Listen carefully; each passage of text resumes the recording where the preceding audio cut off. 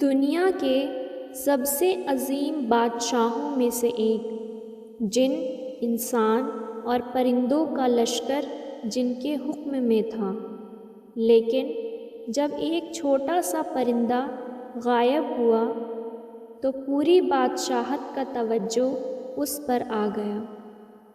آج ہم آپ کو قرآن سے سنائیں گے حضرت سلیمان علیہ السلام اور ہدہد پرندے کا وہ واقعہ جو ہمیں سکھاتا ہے کہ اللہ کے کام میں کوئی چھوٹا یا بڑا نہیں ہوتا۔ اللہ تعالیٰ فرماتے ہیں، ہم نے داؤد اور سلیمان کو علم عطا کیا، اور سلیمان علیہ السلام نے پرندوں کی بولی سمجھنے کی قوت پائی، اور فرمایا یہ اللہ کا کھلا فضل ہے۔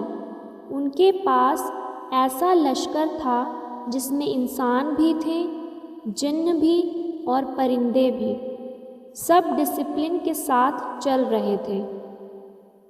ایک دن سلیمان علیہ السلام پرندوں کا جائزہ لے رہے تھے۔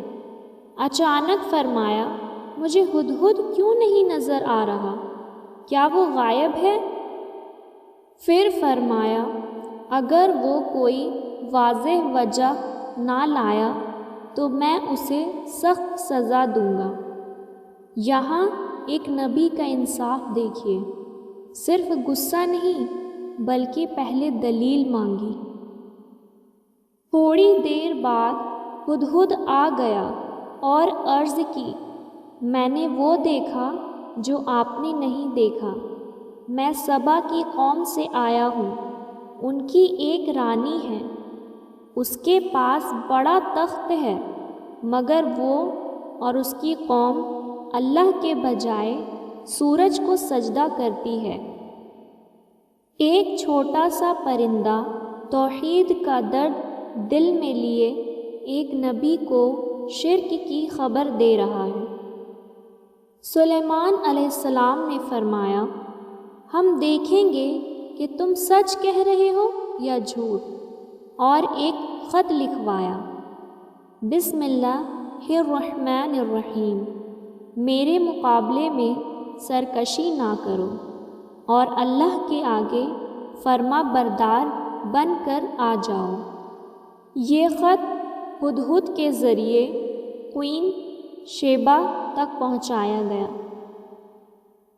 یعنی قوم سبا کی رانی تک پہنچایا گیا۔ اس خط کا اثر اتنا گہرا تھا کہ رانی نے مشورہ کیا، سوچا اور آخر کار حق کو پہچان لیا۔ قرآن میں آتا ہے کہ آخر اس نے کہا، میں اللہ رب العالمین پر ایمان لائی سلیمان کے ساتھ، یعنی ایک چھوٹے سے پرندے کا پیغام ایک پوری قوم کی زندگی بدلنے کا سبب بن گیا۔ اس واقعے سے ہمیں 3 بڑی باتیں ملتی ہیں۔ پہلا، دعوت کا کام صرف بڑے لوگوں کا نہیں، اللہ جسے چاہے اپنا پیغام وار بنا دیتا ہے۔ دوسرا، طاقت کا مطلب گھمنڈ نہیں ہوتا، سلیمان علیہ السلام جیسے بادشاہ بھی صرف اللہ کے بندے بن کر رہیں۔ تیسرا، ایک سچا کلمہ زندگیاں بدل دیتا ہے، چاہے وہ ایک پرندہ ہی کیوں نہ ہو۔ اللہ ہمیں بھی حق کو پہچاننے اور اس پر عمل کرنے کی توفیق عطا فرمائے، آمین۔ اگر آپ بھی صرف اللہ ہی کی عبادت کرتے ہیں تو کمنٹ میں لا الہ الا اللہ لکھیے، اور ایسی ہی قرآن کی سچی کہانیوں کے لیے چینل کو سبسکرائب کریں۔